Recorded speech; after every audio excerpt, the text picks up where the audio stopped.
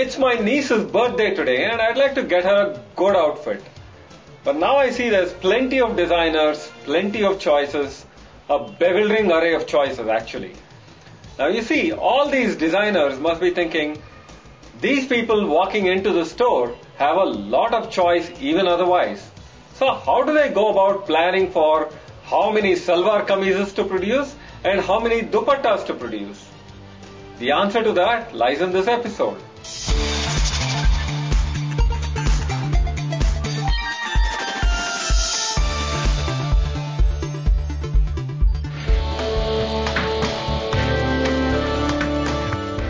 Hi and welcome to Math 12, where we optimize your learning and maximize your performance.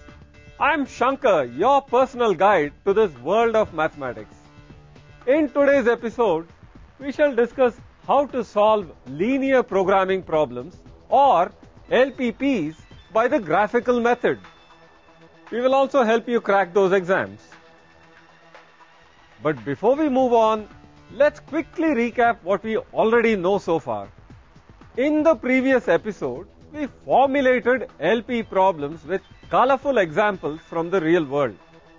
Today, we are going to continue on to the next step, which you all have been waiting for, namely to solve them. And trust me, this is going to be just as colorful. Now, an LP has two parts, as you know. One part is the objective function, which is a linear function that we need to either minimize or maximize. The other part is a set of constraints which are linear inequalities. Check out an example LP. Now graphically, a linear inequality in two variables can be plotted as a half plane in two dimensions whose edge represents the equality part of that constraint. So when you plot all the constraints in an LP, you get multiple half planes. Now if these planes overlap, then the common region is called the feasible region. The XY coordinates of every point in this region will satisfy all the constraints of the problem. But then there are infinite such points in the feasible region, right? We have a problem of plenty here. So which one do you think will optimize your objective? Here's where a key result comes in. The feasible region has corners because the edges of half planes intersect at corners. All we need to do is to figure out the coordinates of these corners. We then evaluate the objective function at only these corners to make our final decision. Sound simple? There's nothing better than an example to explain what is going on here.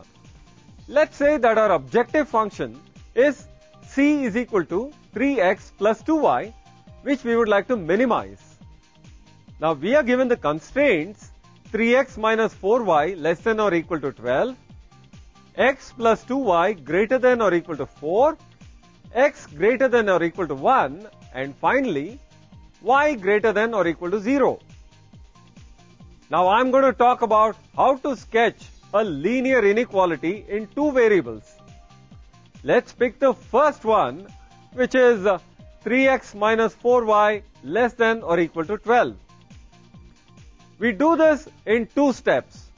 Realize that 3x minus 4y less than or equal to 12 consists of two parts. 3x minus 4y equal to 12 and 3x minus 4y less than 12.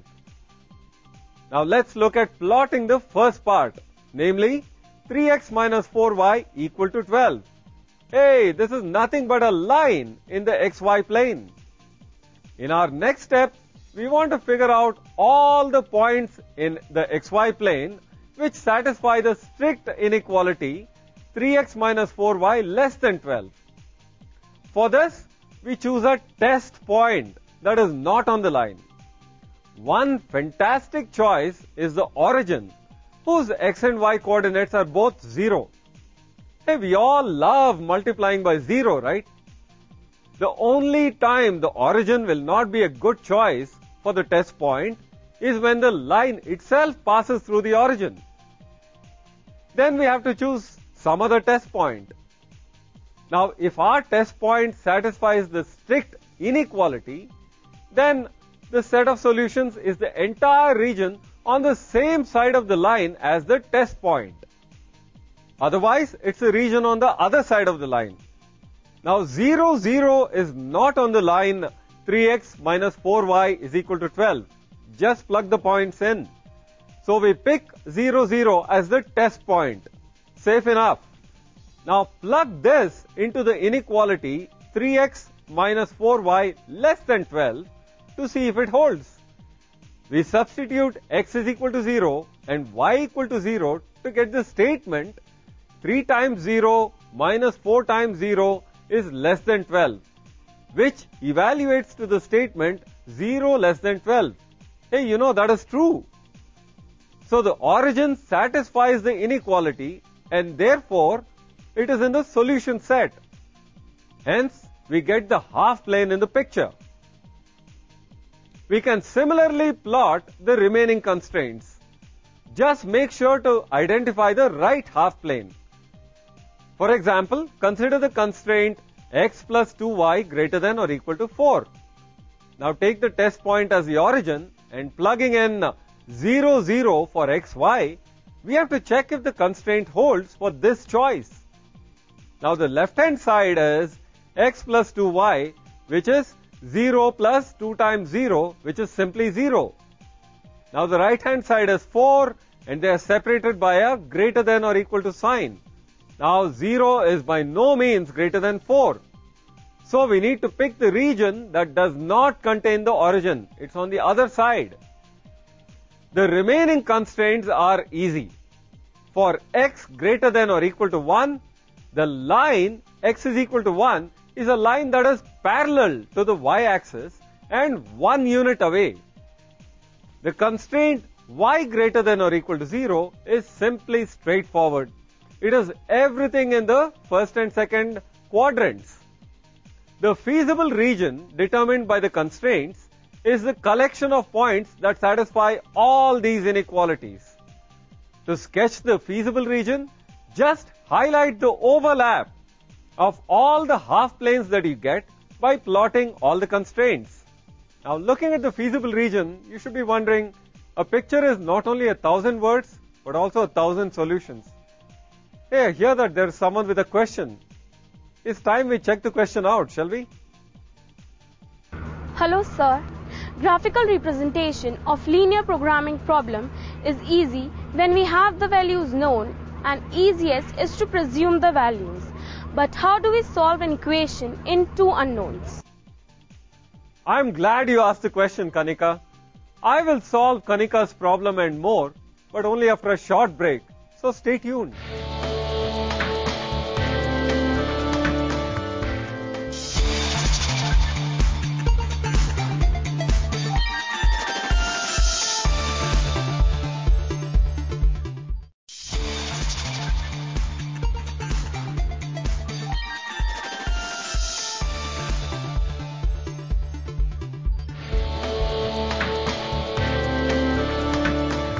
Hi, I'm Shankar and you're with me on Math 12. Before going for the break, Kanika had asked me if we could completely settle the problem of optimizing the objective function with the graphical approach. The answer is yes, and it can quite easily be accomplished in two variables. Let's go step by step. First, graph the feasible region. You saw how this was done earlier, right? Second, notice that the feasible region has corners in it. Compute the coordinates of these points by solving the simultaneous equations for the lines which intersect at that corner. Third, substitute the coordinates of the corner points that you got into the objective function and evaluate this function. You see, those corners that best satisfy the objective function will provide you the optimal solutions. Here's an important point. If the feasible region is not bounded, then this method can be misleading. Optimal solutions always exist when the feasible region is bounded, but may or may not exist when the feasible region is unbounded. It depends on what you're doing with your objective function. Let's now see the problem in its entirety once again. Minimize c is equal to 3x plus 4y subject to the constraints 3x minus 4y less than or equal to 12, x plus 2y greater than or equal to 4, x greater than or equal to 1, and y greater than or equal to 0.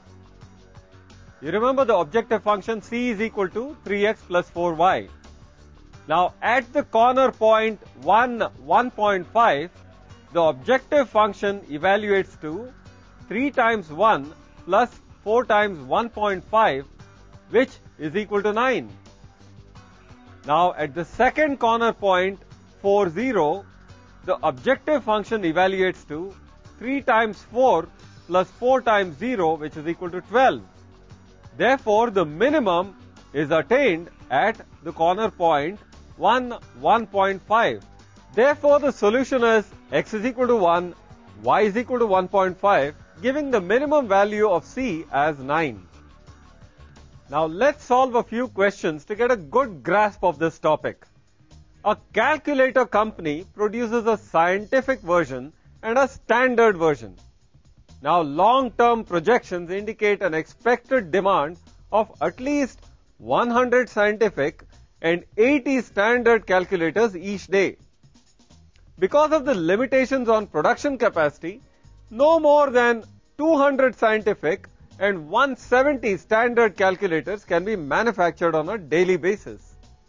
Now, to satisfy a particular contract, a total of at least 200 calculators must be shipped each day. Now, here's the twist.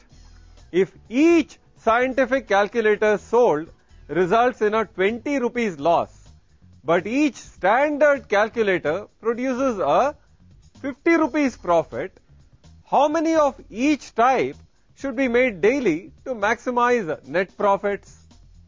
Now, at first glimpse, I could simply stick with producing 200 scientific calculators and get done with it. But this would result in a huge loss, right? With a production capacity of only 170 calculators that are standard per day, I cannot satisfy my demand. Therefore, what we need is a good mix. Which one? Let's see. Let x be the number of scientific calculators produced and y be the number of standard calculators produced on a daily basis. Now, since they cannot produce negative numbers of calculators, I have the two constraints, x greater than or equal to 0 and y greater than or equal to 0. Now, given that expected demand requires x to be greater than or equal to 100 and y to be greater than or equal to 80, we can choose to ignore the non-negativity constraints altogether.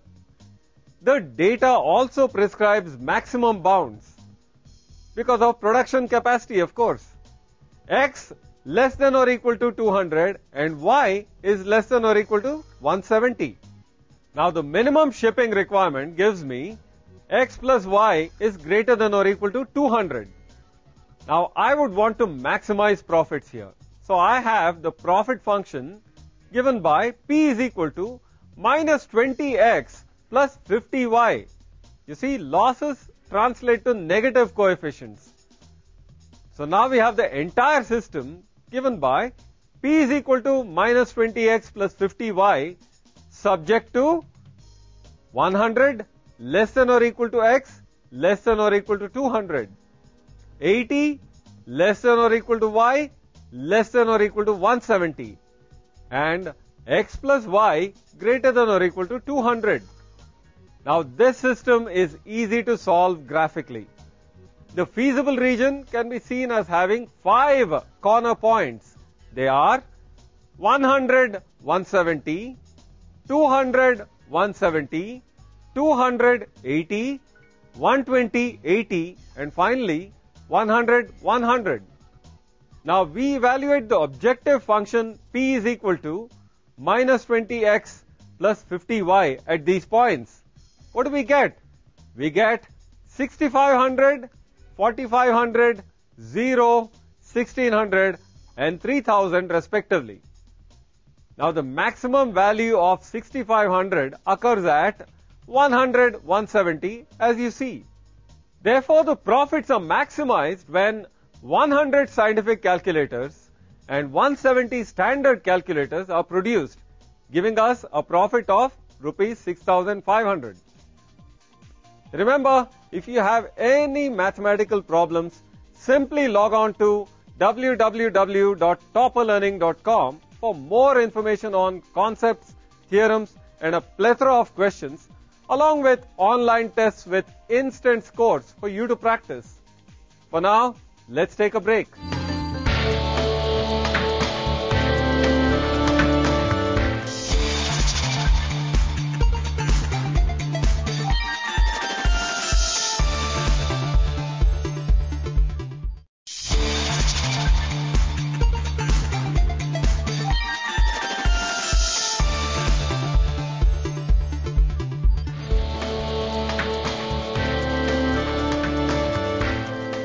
Welcome back to Math 12.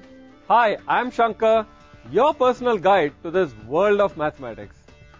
Did you know that there are several software packages available that can solve linear programming problems? The problem actually becomes formulating them correctly. You see, real-life problems can get quite complicated, and the techniques that we have covered so far will not be that useful. So what you are expected to do is to formulate the problem correctly and feed them into the software for a rock-solid solution. Now let's do a quick recap of whatever we have discussed today. Given an LP problem, we have discussed some terms. We have the feasible region as the set of all points that satisfy all the constraints of the LP. We have a corner point as a vertex of the feasible region. If there is going to be an optimal solution to an LPP, it will occur at one or more corner points or on a line segment between two corner points.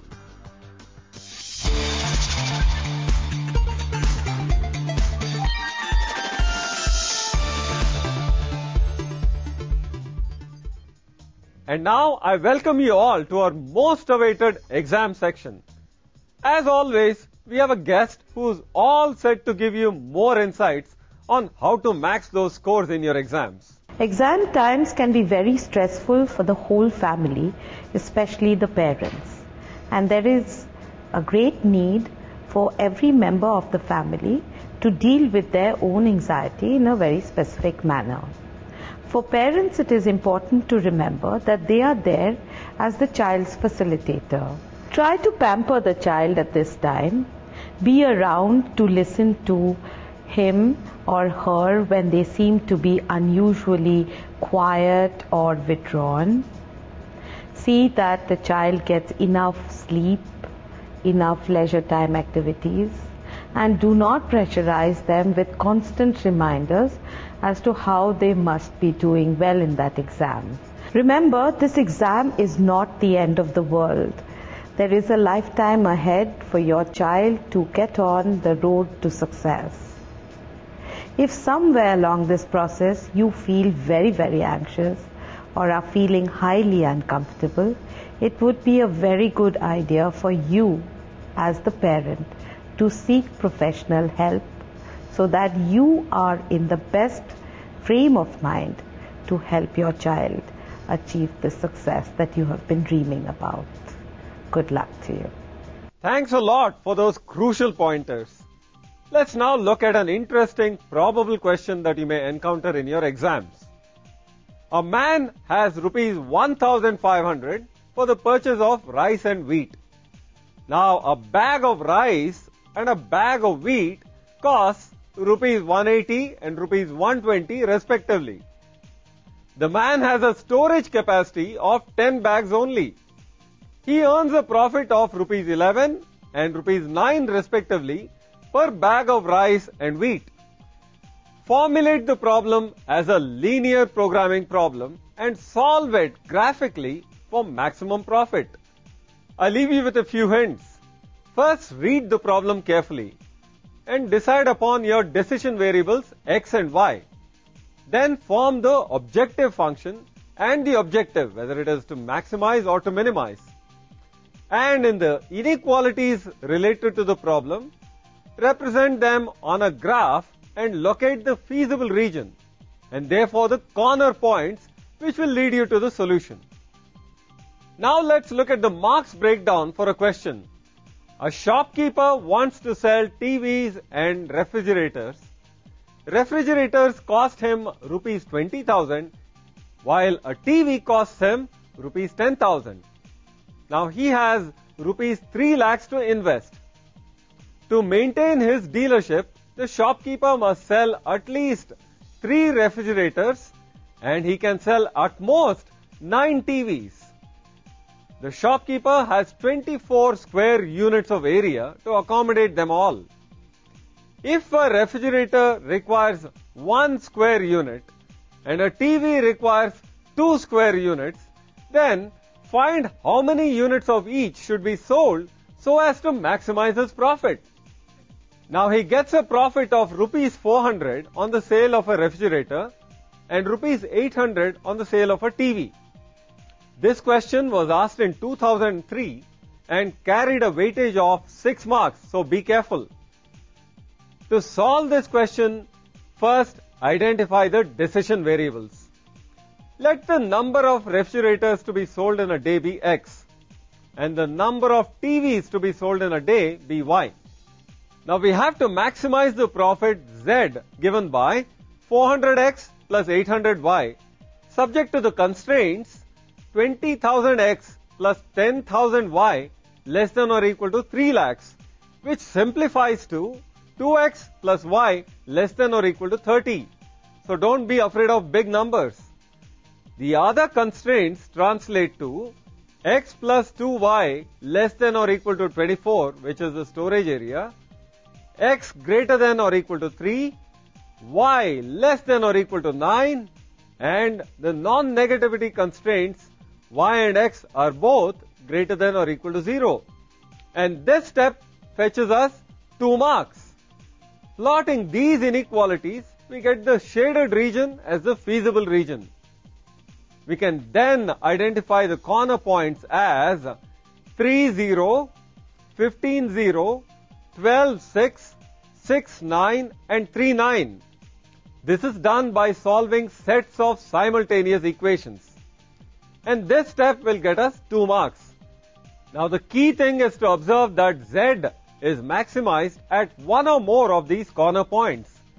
It turns out that Z is maximum at 2 points, 12, 6 and 6, 9. Therefore, Z is maximum for X is equal to 12, Y equal to 6 and X is equal to 6, Y equal to 9. And we make a table of evaluations which gets us 2 marks. So we've come to the end of the road. We've formulated linear programming problems and then we've gone ahead and solved them. So that's all I have for you today. You see, Isaac Newton once said, "If I have seen farther than other men, it is because I have stood on the shoulders of giants." And that's exactly what I want you to do. Stand on the shoulders of strong techniques that we have learned to solve significant problems in the real world. And I hope that you'll one day become giants in your own disciplines. So goodbye and cheers.